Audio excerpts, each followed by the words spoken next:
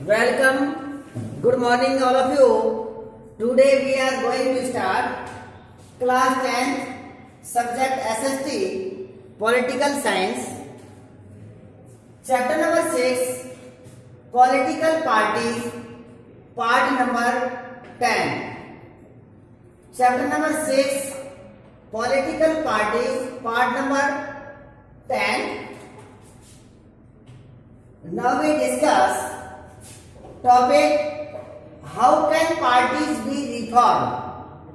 How can parties be reformed. आज हम देखेंगे कि हम जो पॉलिटिकल पार्टीज है उस पॉलिटिकल पार्टीज में किस प्रकार से हमको रिफॉर्म करना चाहिए, ऐसी कौन कौन सी इसमें चैलेंजिंग जो आ रही है, जो चैलेंजिंग को कैसे हम कंट्रोल करें। इसकी से आपने जो वीडियो नंबर जो 9 जो पढ़ा था उसमें थी challenging of the political parties.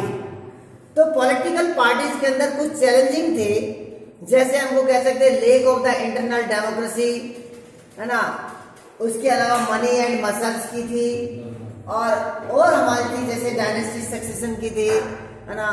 ये सभी हमारी कुछ प्रॉब्लम्स थी।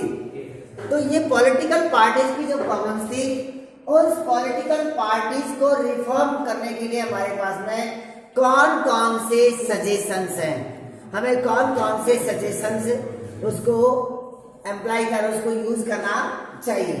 तो कुछ सजेशंस तो ऐसे जो हमारी गवर्नमेंट्स ने उसको इम्प्रूवमेंट्स किए कि गवर्नमेंट्स के द्वारा ऐसे लॉज का निर्माण किया गया है, नियम बनाया गया है, जिसके द्वारा हमारी पॉलिटिकल पार्टीज में कुछ इम्प्रूवमेंट्स किया है, रिफॉर्म किया है। और कुछ सजेशंस हम आगे और दे सकते हैं कि अगर हमारे ये सजेशंस ऐसे अगर पॉलिटिकल पार्टीज को मान लेती है तो हमारा एक जो कंट्री है एक बहुत ही अच्छा डेमोक्रेटिक कंट्री बन सकता है, और जो पॉलिटिकल पार्टीज के सामने जो प्रॉब्लम्स आ रही है उस प्रॉब्लम्स का भी सॉल्व आउट कर सकते हैं। तो हम उसको पढ़ते हैं आज कि कौन कौन से भी हमारे रिफॉर्म्स है। तो now we discuss the suggestions of the political parties. Now we discuss one by one. Some of the recent effort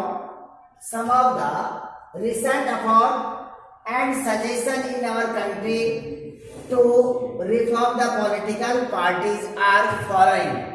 हाँ, हमारे भारत देश के अंदर जितनी भी पॉलिटिकल पार्टीज है, उन सभी पॉलिटिकल पार्टीज के अंदर हमें ये कुछ रिफॉर्म्स करने होंगे।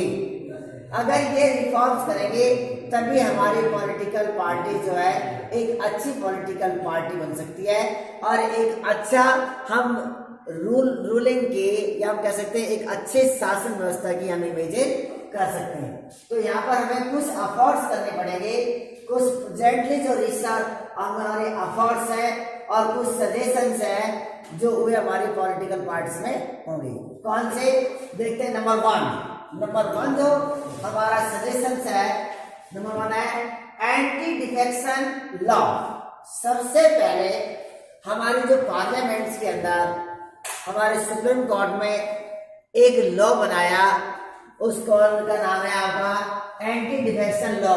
एंटी डिफेक्शन लॉ जिसको मैं आपको सिंपली समझाता हूं कि जैसे दबाव, जैसे दल बदल कानून के ऊपर रोक। क्या है ये दल बदल कानून? कि दल बदल कानून जैसे मान लीजिए, जैसे मैं मान लीजिए किसी भी पॉलिटिकल पार्टी से, जैसे मान लीजिए मैं एमएलए बन गया, member of the legislative assembly बन गया कांग्रेस पार्टी से। अब हो सकता है कि मुझे कांग्रेस पार्टी ने टिकट दिया और मैं जीत गया।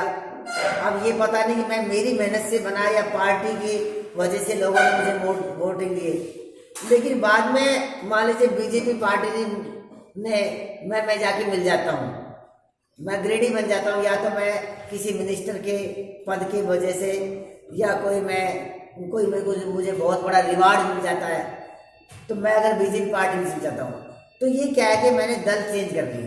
तो ये इसके ऊपर एक लॉ बनाया, कानून बनाया कि ऐसा ये करना अच्छा नहीं। तो क्या बनाया कि anti defection law according to this law, इस लॉ के अनुसार MLAs and the MPs can not change the party after the election, loss the seat, minister और रिवार्ड।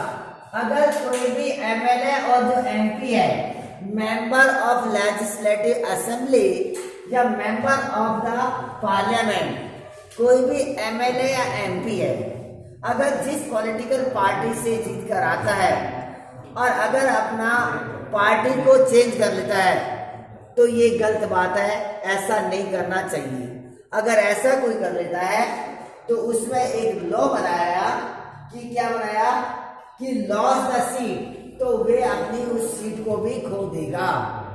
जैसे फॉर एग्जांपल ये A नाम का व्यक्ति और इस B नाम के क्षेत्र से MP बना या MLA इलेक्टेड हुआ, और लेकिन ये दूसरी पॉलिटिकल पार्टी में जाके मिल जाता है, तो यहाँ की जो सीट है वे आपकी बिल्कुल ब्लैंक मानी जाएगी, खाली मानी जाएगी, लॉस्ट मानी जाएगी। तो ऐसा रूल अपनाया गया।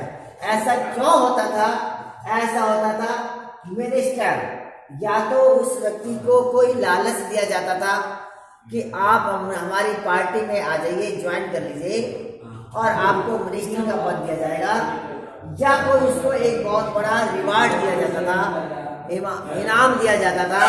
तो उसके बेस से, तो मिनिस्टर और रिवार्ड के बेस से जब अपना जो कोई भी पार्टी जो चेंज कर लेता है, उससे हमारी डेमोक्रेसी के अंदर ये बड़ा एक लॉस होता है। इसलिए हमारी गवर्नमेंट्स ने, हम कह सकते हैं कि हमारी जो जुडिशरी है, तो जुडिशरी ने एक ऐसा लॉज का निर्माण किया that is called the anti defection law.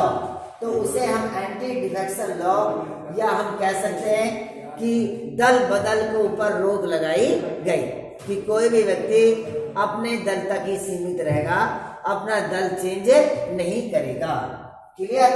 Next, details of property and the criminal cases and oblique affidavit. Second जो है details of property and criminal cases affidavit reduce the influence of money and criminals Supreme Court, but there is no system to check if the information given by the candidate is true or not.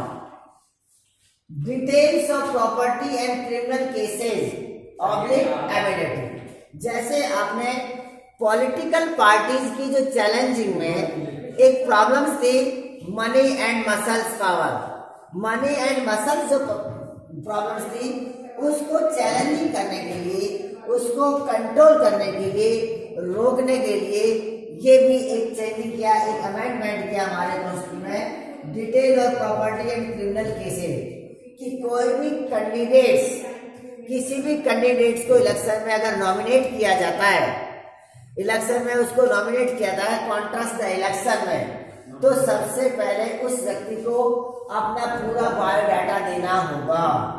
Election commission के favour में, election commission के पक्ष में, या हम कह सकते हैं इलेक्शन कमीशन को ये अपना पूरा अपना बायोडाटा सेंड करेगा कि what is that property details and what is the conditions, what is the economic condition of this person. तो और उसमें ये भी देखा जाएगा कि उस व्यक्ति के पास में कितने क्रिमिनल और कितने प्रकार के सिविल केस या सूट लगे हैं, कितने केस डिस्पोजल हो चुके और कितने रनिंग में है। तो ये पूरे व्यक्ति को बायोडेटा अपना इलेक्शन कमीशन को देना होगा, ताकि उसके डेटा और आम जो ऑर्डिनरी जो सिटीजन्स है उनको मालूम हो जाए, जिसमें हम कहते हैं एफिडेविट। एफिडेविट्स क्या होता है? एफिडेविट्स को हम बोलते हैं शपथ पत्र। शपथ पत्र क्या है?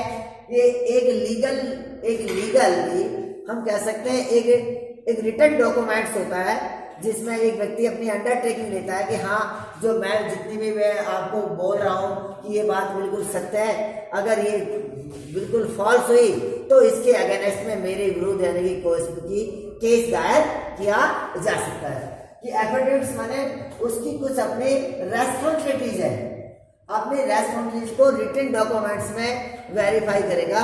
अगर उसमें मिस्टेक है तो उसके अगेंस्ट में कोई भी लीगली इनके हम लीगली कार्रवाई हम कर सकते हैं, उसको इस प्रकार से कर सकते हैं।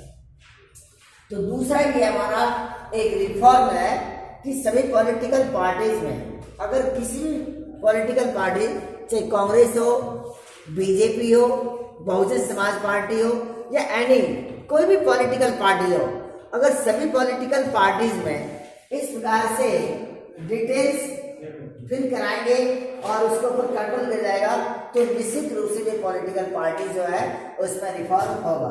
जैसे reduce the influence of the money and finer, क्योंकि ये जो मनी और मसल्स का जो यूज किया जाता है इलेक्शन के अंदर, तो विद द कैंडिडेट्स कि अपने कैंडिडेट्स को जिताने के लिए उसको इन्फ्लुएंस करेगा। और क्रिमिनल जो केसेज हैं, जो क्रिमिनल जो एक्टिविटीज है जो हमारी सोसाइटी को जो एक अच्छा नहीं बना रही, अनपीसफुल बना रही है, उसको वाली कंट्रोल करेगा। इसके लिए क्या है, सुप्रीम कोर्ट जो है अपना एक ऑर्डर पास किया है। सुप्रीम कोर्ट जो है, जो सुप्रीम कोर्ट ने अपना एक ऑर्डर पास किया और उस ऑर्डर में इस प्रकार से लिखा हुआ है, but there is the no system in check if the information. लेकिन जब कोई भी कैंडिडेट जब इलेक्शन में जो कॉन्ट्रास्ट द इलेक्शन करता है और जब अपनी डिटेल्स फिलअप करता है या एविडेंस देता है या अपनी प्रॉपर्टी की डिटेल्स करता है, तो उसको चेक किया जाता है कि नहीं, इसे करा है, but there is no system to check if the information. लेकिन उसको चेक नहीं किया जाता या ऑर्डर उसको मान लिया जाता है, लेकिन ऐसा नहीं है। Given by the candidates in the true और फॉल्स, कि अगर जो वे एफिडेविट में रिटन कर रहा है जो कॉन्ट्रास्ट द इलेक्शन, जो कोई भी व्यक्ति चुनाव में खड़ा हो रहा है और वे अपने जो एफिडेविट रिटन कर रहा है या डिटेल्स कर रहा है, क्या वे सही है या गलत है, तो उसको कैसे जांच किया जाए, हो सकता भी गलत भी है। लेकिन उसके बाद में कहा कि अगर कैंडिडेट्स बाद में इलेक्शन के बाद में after the election, after the result of the election, कि इलेक्शन के बाद में भी उसको एक एफिडेविट देना होता है ताकि उसको पता जाए, चाहे वे कैंडिडेट्स इलेक्शन में अब विन हो या डिफीट किया हो, चाहे हार गया हो या जीत गया हो, फिर भी उसको इस प्रकार से अपने अंडरटेकिंग एफिडेविट देना होगा। तो इससे हमारी पॉलिटिकल जो पार्टीज है उसमें बहुत से अधिक रिफॉर्म, और कौन से रिफॉर्म है और कौन से सजेशंस है, नेक्स्ट अगर हम सजेशन देखते हैं तो file and income tax return, ये भी होना चाहिए कि कोई भी कैंडिडेट जो है इलेक्शन में कॉन्ट्रास्ट द इलेक्शन कर रहा है तो उसको अपनी फाइल फिलअप करनी चाहिए, इनकम टैक्स और रिटर्न का tax return. The election commission pass an order making it necessary, कि इलेक्शन कमीशन ने, जो हमारा चुनाव आयोग है, उस चुनाव आयोग ने एक ऑर्डर निकाला है, क्या है कि our election commission pass an order to making to necessary, तो ये जरूर कर दिया कि चुनाव आयोग ने ये जरूर कर दिया कि कोई भी कैंडिडेट्स इलेक्शन के अंदर अगर नॉमिनेट किया जाता है और इलेक्शन में कॉन्ट्रास्ट करता है तो सबसे पहले वे अपना व्यक्ति अपने फाइल को फिलअप करेगा, इनकम टैक्स का अपने रिटर्न का उसको बताएगा कि हाँ उसकी क्या प्रॉपर्टी है, उसकी मूवेबल और इनमूवेबल, हम कह सकते हैं उसकी चल और अचल संपत्ति कितनी है, कितना टैक्स भरता है, कितना नहीं भरता, ये उसके लिए बहुत ही जरूरी है, क्योंकि इससे उसके ऊपर कंट्रोल होता है कि जहाँ पर मनी का यूज किया जाता है। जैसे काफी पॉलिटिकल पार्टीज कहते हैं कि भाई हमने तो चंदा इकट्ठा किया है, क्या किया है, चंदा इकट्ठा किया है और चंदे से हम इलेक्शन लड़ रहे हैं, लेकिन वे 4-4, 5-5 करोड़ों रुपए चंदे के इकट्ठे कर लेते हैं। तो जब चंदे से 4-5 करोड़ रुपए कलेक्शन कर लेते हैं और फिर चुनाव लड़ते हैं तो फिर इट मीन्स हमारा भारत देश गरीब नहीं है, तो हम कैसे कह सकते हैं कि हमारी India is a poor country, नहीं कह सकते। तो ऐसा नहीं है, क्योंकि ये कुछ ऐसी गलत अफवाह भी है जो पैसे के पास में होते हैं, क्योंकि जो इलेक्शन होता है मोस्टली जो अधिक पैसे वाला व्यक्ति कॉन्ट्रास्ट इलेक्शन कर पाता है या उसके पास में कोई ऐसा 100 जो पुअर पर्सन है, वे बहुत ही रेयर केस में ही ऐसा निकलता है कि वे चुनाव को जीत पाता है। लेकिन ऐसा बोला जाता है कि चंदे से पैसा आया, ऐसा चंदे का केवल दिखावा होता है। तो उसको कंट्रोल करने के लिए कि इल्लीगली तरीके से व्यक्ति पैसा बांट रहा है, अगर वे पावर्स में आ गया तो जितने पैसे खर्च किए हैं तो वे करप्शन करेगा। जब वे पावर्स में आ जाएगा, रूलिंग गवर्नमेंट है, तो करप्शन करेगा, और करप्शन करेगा तब वे पैसे अपने को निकालेगा। तो इसलिए हमको उस पर कंट्रोल करना है, क्योंकि उससे जो ऑर्डिनरी जो सिटीजन्स है, ऑर्डिनरी पर्सन उससे बहुत ही ज्यादा इन्फ्लुएंस होंगे। क्योंकि जो प्रॉपर्टी वाले लोग हैं, वह पैसे वाले हैं या पावरफुल में, उसके तो कोई ऐसा इन्फ्लुएंस नहीं होना। लेकिन जो ऑर्डिनरी जो पर्सन है, वे जरूर उससे निश्चित रूप से वे सफर करेंगे। तो इसलिए हमको मनी और मसल्स पे भी इसको कंट्रोल भी करना है, तो इस प्रकार हमको करना चाहिए। और अदर इसके बाद में और हमारे सजेशंस देखते हैं। तो ये सजेशंस तो हमारे 3-4 सजेशन थे, 2-3 थे। ये तो हमारे गवर्नमेंट्स के द्वारा, या हमारे कह सकते हैं कि जो हमारी जुडिशरी है, जो हमारी न्यायपालिका है, उस जुडिशरी के द्वारा ये हमारे सजेशंस दिए गए ताकि हमारी पॉलिटिकल पार्टीज में हम रिफॉर्म कर सकें। अब इसके अलावा कुछ ऐसे और सजेशंस हैं जिसे हमें करना चाहिए, हमें और करना चाहिए। ये तो सजेशंस दिए गए, जैसे अगर एग्जाम में इस प्रकार से क्वेश्चन आता है कि कौन कौन से आपके सजेशंस दिए गए बाय द गवर्नमेंट, तब तो आपको ये सजेशन लिखने।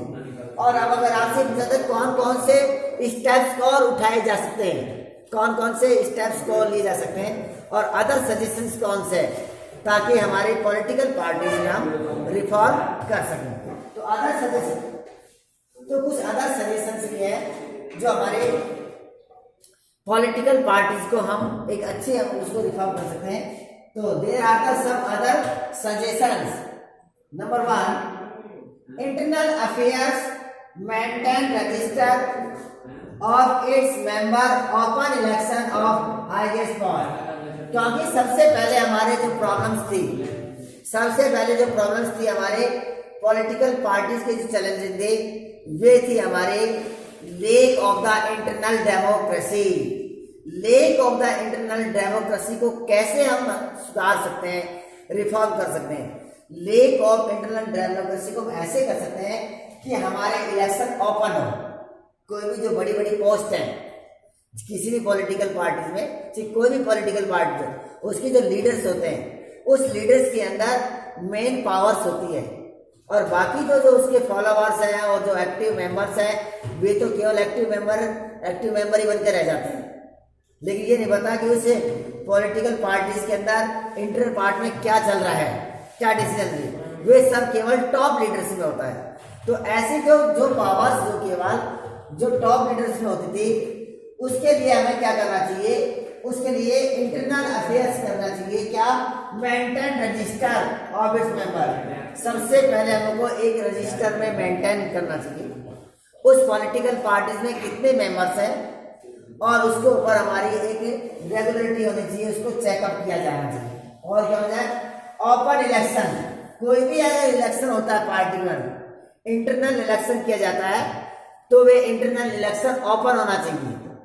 बिल्कुल जो भी बड़ी बड़ी पोस्टेज है, जो टॉप पोस्टेज है, टॉप लीडर्स जो है, उनके लिए ओपन होना चाहिए। सबको यानी कि एक अपॉर्चुनिटी मिलनी चाहिए। ये नहीं है कि डायनेस्टीवाद किया जाए कि हाँ एक बड़े लीडर का बेटा जो दूसरे इलेक्शन जीत के जा रहा है तो उसको एक अच्छा पद दे दिया, लेकिन एक एक्टिव मेंबर्स है, एक फॉलोवर्स है जो काफी साल से लग रहा है, वे केवल एक्टिव मेंबर ही बन के रह रहा है। ऐसा नहीं होना चाहिए।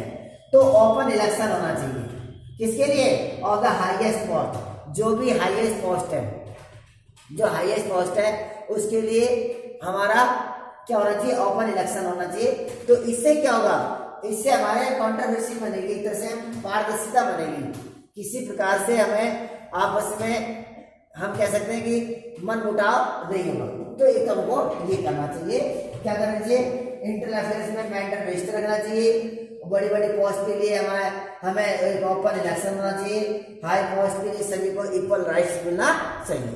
सेकंड सजेशन देखिए, made mandatory minimum numbers of the tickets about 1/3 to women candidate और डिसीजन मेकिंग। ये भी बिल्कुल गलत है, क्योंकि वुमेन्स का जो वुमेन्स है, वुमेन्स का भी पॉलिटिकल में एक बहुत बड़ा रोल होता है। जब आप किसी मेल को ही प्रमोट करते रहोगे किसी पॉलिटिकल पार्टी में और फीमेल को आप प्रमोट नहीं करोगे या उसकी फेवर की बात नहीं करोगे, तो फीमेल आपको क्यों सपोर्ट करेगी? नहीं करेगी फीमेल।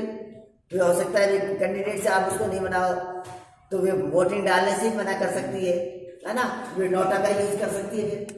तो इसलिए पॉलिटिकल पार्टीज में जो मेल और फीमेल है, आप उसको कंपेयर करके चले, मेल और फीमेल को भी इक्वल माने। ये नहीं है केवल मेल को ही हम सभी टिकट्स उसको देंगे, फीमेल को नहीं। तो ऐसा करेंगे अगर, तो हमारी पॉलिटिकल पार्टी हम कह सकते हैं डेमोक्रेसी अच्छा नहीं बनेगा। तो क्या करेगा? Made mandatory minimum number of the ticket. हमें जो मिनिमम नंबर ऑफ टिकट्स है, लगभग 1/3 1/3 टिकट्स है, हमें वुमेन्स कैंडिडेट्स को भी देना चाहिए।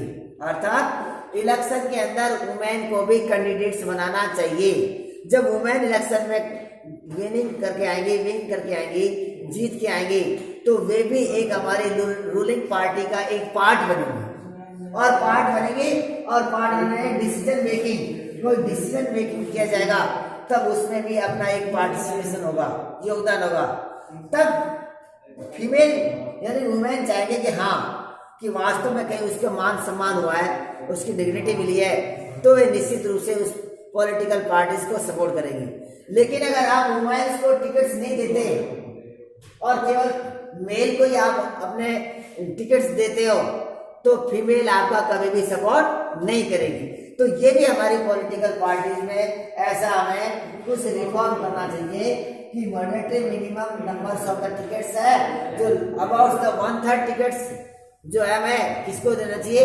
हमें वुमेन्स को देना चाहिए, ताकि उनका भी सपोर्ट मिल सके, उनको भी एक मान सम्मान मिल सके और हमारा डिसीजन मेकिंग के अंदर उनका भी एक रोल हो। नेक्स्ट, और कौन सी रीजन है? State funding of the election, the government should given parties money to support their election expenses. देखिए, सबसे अच्छा है कि जब कोई भी पॉलिटिकल पार्टी हो, कोई भी पॉलिटिकल पार्टीज कम नहीं है पैसे खर्च करने में। कभी इलेक्शन होता है तो लिमिट से ज्यादा पैसे खर्च करती हैं, लेकिन अपने रिटर्न डॉक्यूमेंट्स में पैसे कम दिखाती हैं। ये एक देश के इकोनॉमिक कंडीशन क्या कह सकते हैं कि देश का पैसे इलेक्शन के अंदर बर्बाद होता है, वेस्टेज जाता है। तो हमें उसके ऊपर भी कंट्रोल करना है। उसे कंट्रोल करने के लिए क्या है?